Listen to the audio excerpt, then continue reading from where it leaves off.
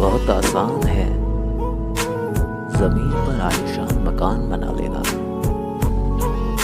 लेकिन दिल में जगह बनाने में जिंदगी गुजर जाती है।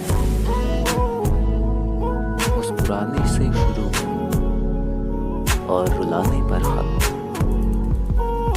ये वो जुर्म है जिसे लोग मोहब्बत कहते हैं। देखा करो कभी कभी अपनी माँ की आंखों में भी,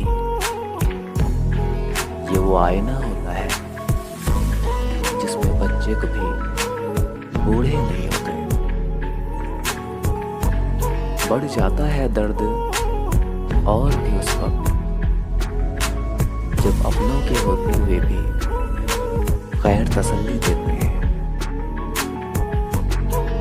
उस मोड़ से शुरू करनी है फिर से मुझे जिंदगी, जहां सारे दोस्त अपने थे और तुम अजनबी।